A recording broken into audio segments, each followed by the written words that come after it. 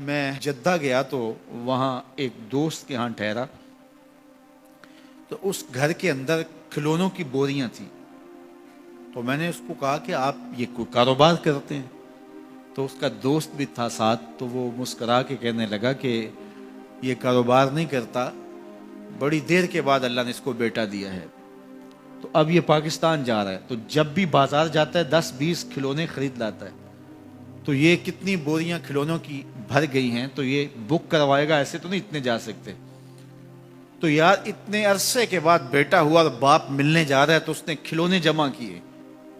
لیکن یہ کیسا باپ ہے جس کو حکم ہوتا ہے اتنے طویل عرصے کے بعد بیٹے کو ملنے جا رہے ہو، کہا جاؤ لیکن ہاتھ میں رسی لے جاؤ، ہاتھ میں چھری لے جاؤ۔ حضرت خلیل اللہ پہنچتے ہیں، اپنی زوجہ سے ملے اور کہا بیٹے کو تیار کر دو، دوست کی دعوت پہ جانا ہے۔ مانگ سجا دی جاتی ہے، بیٹے کو نئے کپڑے پہنا دیے جاتے ہیں۔ اللہ اکبر، بیٹے کو لے کر نکلے۔ یار بیٹا ان فوان شباب میں ہو، چڑھتی جوانی ہو، تو باپ دیکھ کر کے کتنا خوش ہوتا ہے، اور پھر اس کا بیٹا بھی اکلوتا ہو، اور بیٹا بھی بڑھاپے کا سہارا ہو، عصائے پیری ہو، رب سے مانگ مانگ کے لیا ہو، اور پھر بیٹا بھی وہ جس کی پیشانی میں محمد کا نور چمک رہا ہے۔ ایسا بیٹا تو چہرے کی بلائیں لینے کو جی چاہتا ہے، لیکن حضرت خلیل اللہ اللہ کے حکم پہ اس بیٹے کو ذبح کرنے کے لیے ہاتھ میں چھری اور رسی دبائے منا کی وادی کی طرف بڑھ رہے ہیں۔ شیطان نے سمجھا کہ اس سے نازک مرحلہ اس خاندان پہ نہیں آ سکتا، حضرت حاجرہ کے پاس پہنچا۔ پتہ ہے شہزادے کدھر گئے ہیں؟ کہا ان کے باپ لے گئے ہیں دوست سے ملاقات کروانے کے لیے۔ کہا نہیں، وہ ان کو ذبح کرنا چاہتے ہیں۔ کہا سوچ کے بات کر، وہ باپ ہے ذبح کرے گا؟ کبھی باپ بھی بیٹے کو ذبح کرتا ہے اور بے قصور ذبح کرے گا؟ میں جانتی ہوں کتنی آہ سحرگاہی کا نتیجہ ہے وہ بیٹا، اللہ سے کتنی رو رو کے دعائیں مانگی اور وہ فرزند ملا۔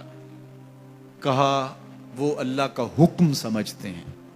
تو حضرت حاجرہ نے کہا ظالم تو کہیں شیطان تو نہیں؟ اگر رب کا حکم ہے، میری گود میں ایک اسماعیل ہے، کاش 1000 اسماعیل ہوتا، راہ خدا میں قربان کر دیتے۔ اسماعیل علیہ السلام کے پاس شیطان پہنچ رہا ہے۔ اسماعیل پتہ ہے تیرے باپ تمہیں کدھر لے جا رہے ہیں؟ کہا کہ کدھر؟ کہا کہ وہ ذبح کرنے لے جا رہے ہیں۔ کہا تم سوچ کے بات کرو۔ ان کی آنکھوں کی چمک نہیں دیکھی؟ میری طرف دیکھتے ہیں تو لگتا ہے کہ ان کی آنکھوں سے شہد ٹپکتا ہے، اور وہ مجھے ذبح کر دیں گے؟ کہا اللہ کا حکم سمجھتے ہیں۔ کہا اچھا؟ کہا ہاں۔ کہا اسماعیل کے وجود میں ایک جان ہے، کاش میرے ایک ایک بال میں جان ہوتی اور راہ خدا میں قربان کر دیتا۔ ابراہیم علیہ السلام کے پاس شیطان پہنچ کے بولتا ہے ابراہیم اللہ کو راضی کرنے کے اور تھوڑے طریقے ہیں، ضرور بیٹے کو ذبح کرنا ہے۔ تو وہ بھی کنکر اٹھا کے مارتے ہیں اور شیطان کو راستے سے ہٹا کے منزل کی طرف بڑھتے ہیں۔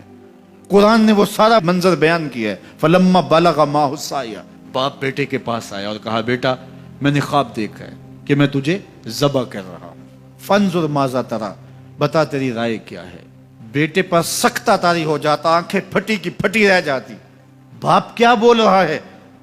لیکن یہ فیضان نظر تھا یا کہ مکتب کی کرامت تھی؟ سکھائے کس نے اسماعیل کو آداب فرزند؟ اللہ اکبر، فرزند ہو تو اسماعیل ذبیح اللہ جیسا۔ فانظر ماذا تری، بتا تیری رائے کیا ہے۔ بیٹا خاموشی اختیار کر لیتا، السکوت من الرضا، تو سکوت بھی رضا سے ہے، اس کی خاموشی بھی رضا مانی جاتی، اور جب اس طرح کی سراسیمگی کی کیفیت ہو تو خاموشی ہی رضا ہوتی ہے۔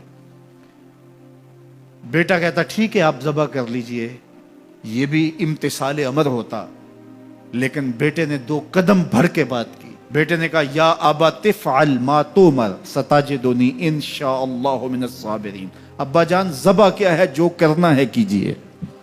یہ نہیں کہا یا ابا تذبح، ہاں ابا جی ذبح کر لیجئے، ذبح کا جواب ذبح سے نہیں دیا، بلکہ کہا یا ابا تفعل، اے ابا جان کیجئے، ما تؤمر، جو بھی حکم ہو، ذبح کیا جو بھی کرنا ہے کیجئے۔ رہی بات میری، یہ کام آسان تو نہیں، لیکن میرے اللہ نے چاہا تو صبر کر کے دکھاؤں گا۔ منا کی وادی ہے، باپ اور بیٹے دونوں نے طے کر لیا، باپ ذبح کرنے پہ راضی ہے، بیٹا ذبح ہونے پہ راضی ہے۔ یار اسلام من مانی کا نام نہیں ہے، اپنے خواہشات کو پورا کرنے کا نام اسلام نہیں ہے، اپنے آپ کو مالک کے سپرد کر دینے کا نام ایمان ہے، اس کا نام اسلام ہے۔ یہاں دیکھیے فلما اسلما، جب دونوں نے طے کر لیا، دونوں راضی ہو گئے، باپ ذبح کرنے پہ راضی ہو گیا، بیٹا ذبح ہونے پہ راضی ہو گیا۔ وَتَلَّهُ لِلْجَبِينِ، اور باپ نے بیٹے کو پیشانی کے بل لٹایا۔ قرآن نے وہ سارا منظر بیان کیا ہے، آنکھوں پہ پٹی باندھ لی کہ یہ منظر تو دیکھا نہیں جا سکے گا، اللہ کے حکم کی تعمیل بھی بہر صورت کرنی ہے۔ سعادت مند بیٹا بولتا ہے ابا جان مجھے رسیوں سے جکڑ لیجئے، کہیں ایسا نہ ہو کہ میں تڑپوں اور اللہ کا حکم پورا کرنے میں آپ کو دیر ہو جائے۔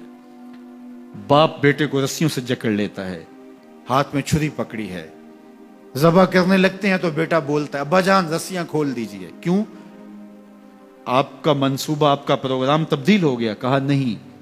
تو پھر کیوں رسیاں کھولوں؟ کہا کہیں ایسا نہ ہو کہ کل کا مورخ لکھے کہ باپ ذبح کرنا چاہتا تھا، بیٹا ہونا نہیں چاہتا تھا، باپ نے باندھ کے کیا۔ کھول دیجئے، نہیں تڑپوں گا۔ رسیاں کھل جاتی ہیں، بیٹا پیشانی کے بل لٹایا ہوا ہے، ہاتھ میں چھری پکڑی ہے، منا کی وادی ہے، کارکنان قضاء و قدر کی چیخیں نکل رہی ہیں، حوریں تھرا رہی ہیں، زمانہ کانپ رہا ہے، منا کی وادیوں پر تھر تھراہٹ ہے، مالک قیامت آنے والی ہے۔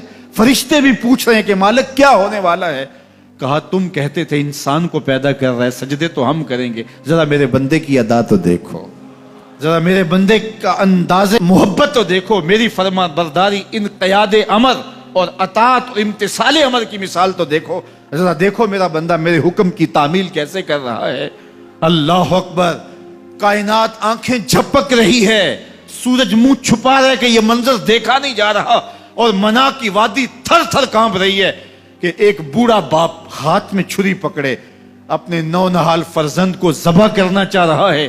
عجیب منظر ہے کائنات کے اندر۔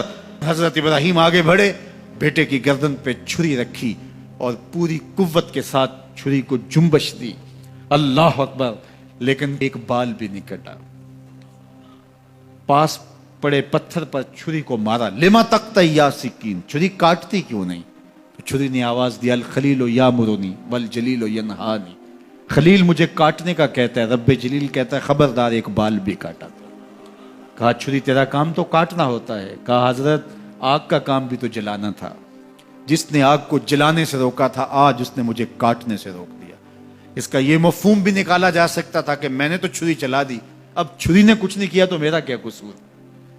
اللہ اکبر، دوبارہ چھری تیز کی اور حلق پر چھری کی نوک رکھی اور اپنا سارا وزن ڈال دیا، گردن کٹ گئی، خون بہنے لگا، اور دل میں تھا کہ اتنا بڑا کام جو میں نے کر لیا۔ لیکن جب پٹی کھولی تو دیکھا منظر بدلا ہوا ہے، جس کو بیٹا سمجھ کے ذبح کیا وہ بیٹا نہیں تھا، دمبا تھا، اور جبریل امین پاس کھڑے ہیں اور اسماعیل مسکرا رہے ہیں، بے ساختہ زبان سے نکلا اللہ اکبر۔ تو حضرت اسماعیل بولے لا الہ الا اللہ واللہ اکبر، جبریل بولے اللہ اکبر وللہ الحمد۔ یہ منظر دیکھا تو ابراہیم ابھی کوئی سوال کرتے، کسی سے پوچھتے کہ یہ کیا ہوا، اتنے میں وحی نازل ہوئی، اے ابراہیم تو نے واقعی خواب پورا کر دکھایا، انا کذالک نجزی المحسنین، ہم اپنے بندوں کو یوں ہی صلہ دیا کرتے ہیں۔ تیرے بیٹے کو ذبح نہیں کروانا تھا تیرے ہاتھوں سے، ہم نے تیرا امتحان لینا تھا، بس ابراہیم تیرا امتحان پورا ہو گیا، ہم نے تیری سنت کو اب قیامت تک کے لیے باقی رکھا، قیامت تک کے لیے باقی رکھا۔ اور پھر خود میرا رب کہتا ہے سلام علی ابراہیم، ابراہیم تیرے اوپر سلام ہو۔ اللہ اکبر، آج ہمیں اس سنت کو باقی رکھ کر کے ہمیں وہ یاد تازہ کی جا رہی ہے کہ میرے ایسے بندے کہ جو میرے حکم پہ اپنی سب سے عزیز چیز بھی قربان کرنے سے گریز نہیں کیا کرتے۔ ہمارے ایک بزرگ فرمایا کرتے تھے کہ ہر بندے کا ایک اسماعیل ہوتا ہے، جب تک وہ اپنے اسماعیل کی گردن پہ چھری نہیں رکھتا رب کا قرب نصیب نہیں ہوتا۔ تو جو تمہاری محبوب چیز ہے اس کو راہ خدا میں جب تک قربان کرنے کا جذبہ نہیں پاؤ گے تب تک تمہیں وہ منزل نصیب سعادت کی نہیں ہوگی۔